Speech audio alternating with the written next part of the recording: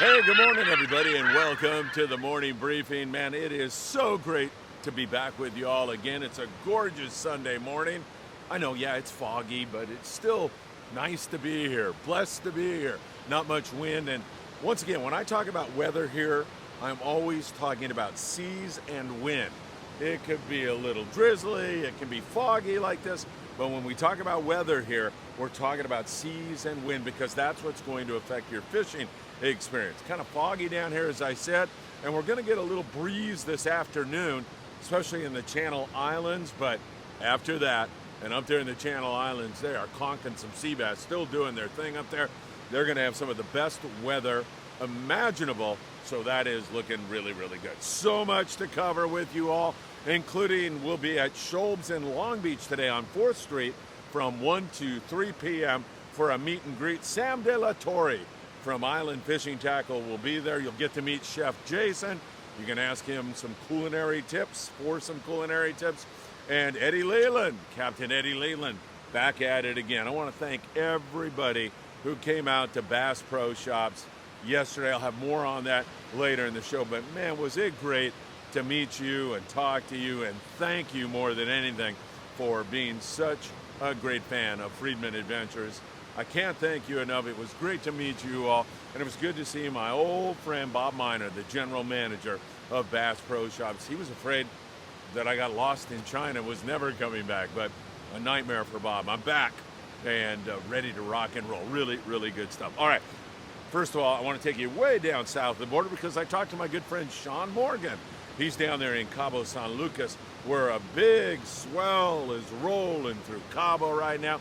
They've been playing dodgeball with hurricanes. It has been an extremely active season for hurricanes down there in the Eastern Pacific. I think the first hurricane went ashore in Oaxaca in May, and that was the earliest hurricane in the Eastern Pacific ever recorded. So it's been very active. They've been missing Cabo, but creating that big swell. Sean said marlin fishing down there in Cabo San Lucas is really poor right now. Very, very poor.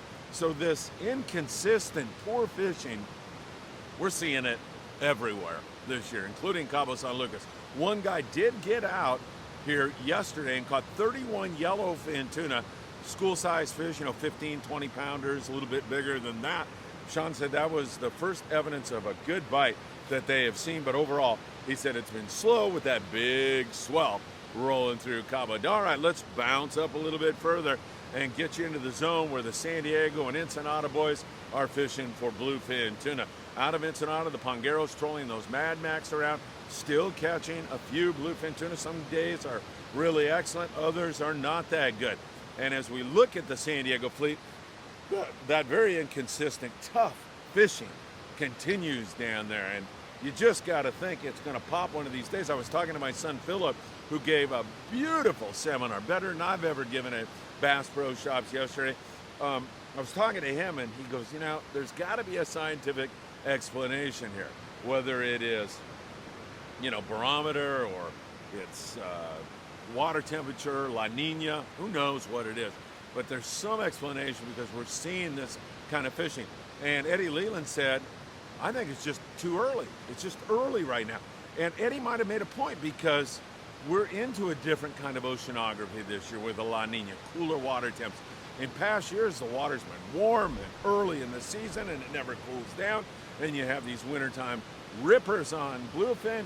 And right now, we're not seeing that. So, your guess is as good as mine. We'll try to figure it out. Nico Anderson, just a great kid. I met him on the Island Spirit up there in Ventura when we did our Friedman Adventures trip, and Nico was kind enough to give me a rundown of what just happened on their 3-day trip on board the Searcher. First night, pretty decent, okay on jig fishing at night. So they had that nighttime jig fishing with the Zacanas Flat Falls knife jigs, that kind of a thing.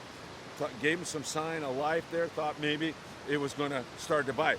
And then the next time, they're seeing breezers of bluefin everywhere. And they would not bite. Very, very slow. They got a few sinker fish, it sounds like.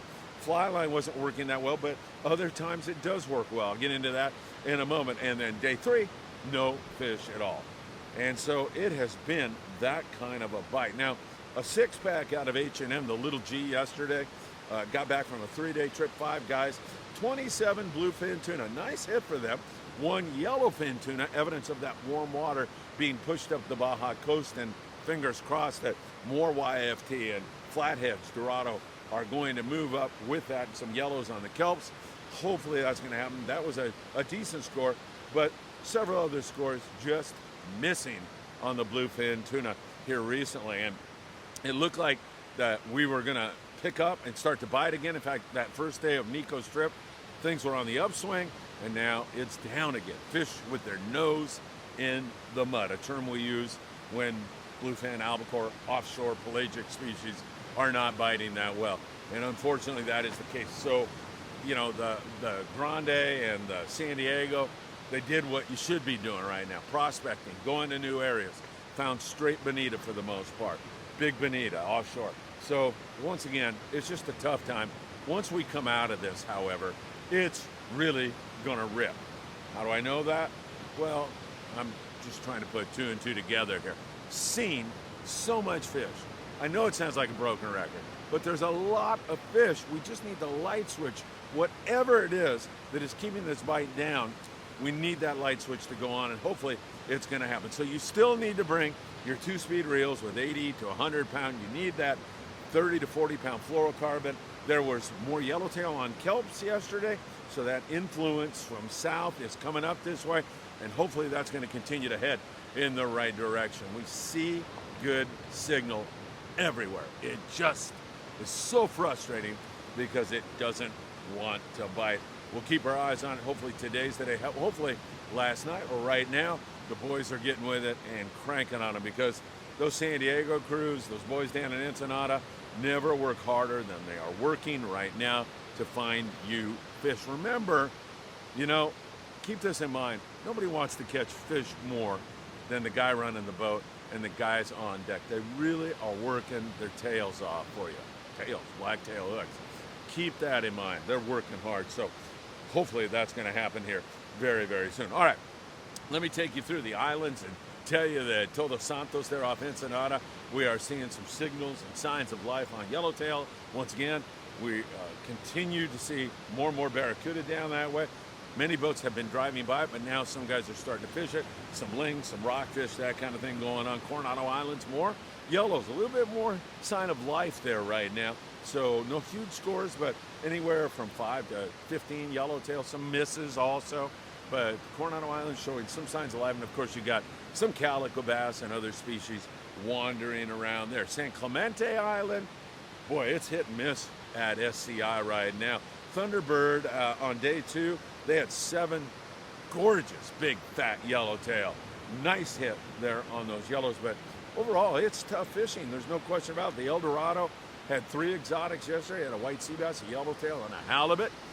Thought that things were going to get going, and then it kind of slacked off. And over on the Freedom, Trevor is really working his tail off. Had a white sea bass, 5 yellowtail, handful of calico bass and bonita, and that kind of a thing. Once again, pretty darn tough fishing at SCI.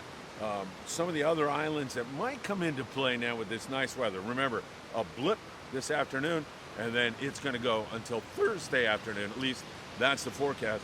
It's going to be really, really nice. Private guide that I know fished Santa Barbara Island, caught a couple yellowtails, saw a lot. There's a lot of fish breezing around there. Fingers crossed that that island is going to get biting here very, very soon. And San Nicolas Island, that is always a place where you can catch some yellowtail, sea bass, and copious amounts of big sheep's head and rockfish, as we did recently on our 2-day trip on the Amigo. It's a nice fallback because when we were there, no bite, no evidence of sea bass, so we fell back and caught those sheep's head. Nothing wrong with that. That's a nice island to do that on. Up there in the Channel Islands, there is some conking going on. Boys are keeping it kind of quiet up there, but the Endeavor, the Pacific Dawn, the Aloha Spirit, many of those boats really full speed sea bass fishing, 3 per rod right now. Pacific Dawn just missed catching limits the other day. Dropper looping with a 10-ounce torpedo has been the way. Sometimes they get in the short water and fish with a sliding egg sinker, but it has been really good up there. Not for everybody, but several boats up there have had some really good fishing. And now, after this blip here this afternoon, They're going to get a little wind, and then they're going to go into a scenario that just looks beautiful for the Channel Island guys. So if you're thinking about it, I think this coming week could be a very, very good week in the Channel Islands. No matter what it is you're fishing for, you're going to have nice weather after this afternoon. Ventura Sport Fishing, don't forget our friends there, 805-676-3474. Say hi to Saul in the ticket office, Cody Rogers on the Island Spirit. You can jump on the Half Day Boat California up there and say hi to Steve for me. Or, well, no, you can't jump on the Endeavor because I think his next open space is in 2042. Yeah, he's booked through November, I believe. Crazy good service, crazy good fisherman. Tucker McCombs, man, what a great guy. All right, let's go to the coast now, and I'll walk you up the coast from Ensenada. More and more barracuda. Good calico bass fishing in the Punta Banda region. I love fishing that pristine, gorgeous area with all that kelp, and just looks so interesting. In fact, one thing, if you jump on a pond and fish Punta Banda, that you will see, you know, I'm looking, and all of a sudden, the local guys are there fishing on the rocks, and I'm looking at these sheer cliffs going, what the heck? How did they get? Where's the helicopter that brings these guys and drops them off? And if you examine the cliffs closely, you see these ropes hanging down that these guys like rappel down to get to these fishing grounds. You talk about dedication. It is amazing to see that. And I look up there and there's guys my age that have come down the cliffs and they're catching yellowtail and bonita, all kinds of other stuff. It is freaking amazing. I mean, I couldn't get, there's no way, okay? You know, I'd have a heart attack or something else. There's no way. These guys are amazing, amazing, amazing people, the dedication they have to fish. And I love fishing in pongas in that neck of the woods. Moving you up the coast, what happened to my voice there? Around San Diego, a lot of short calico bass, some decent legal bass, a few sand bass, a few barracuda in that neck of the woods. As we move you up to Dana, same thing, some calico bass along the kelp lines there, sometimes some legal fish in that neck of the woods. Getting you up here into the San Pedro Long Beach zone, we are seeing mostly sculpin. Cruz Soto was out on the Enterprise. Thank you, Cruz, for some video and photos that you sent along. Cruz said the bass fishing was very, very tough, iffy, and water temps have dropped. I don't know if you saw yesterday's report, but Eddie Leland and I and another guy, Phil Capricio, were out, and we found some really cold water up there off Furman. As we came back toward Iser's Reef and areas like that, it warmed up, but unfortunately, there's been some wind here, which is going to get out of the picture, so keep that in mind, and it cooled the water off and made it a lot tougher. So limits of sculpin, that's a nice fallback too. Good eating fish. Over there on the Victory, limits of sculpin also for those boys, and they also managed 83 sand bass, and given the conditions and given the tough conditions, that's a pretty nice hit. So not bad, and it suggests to me that when that water warms up, that bite is going to get back on again. And remember, we're not going to have this wind here the next week or so, up till Thursday at least, and maybe beyond that, at least in this zone. So that looks pretty good. Island Spirit up there out of Ventura Sport Fishing, Cody Rogers. I hope you have a chance to listen to his long form podcast. I did it in the wheelhouse of the Island Spirit.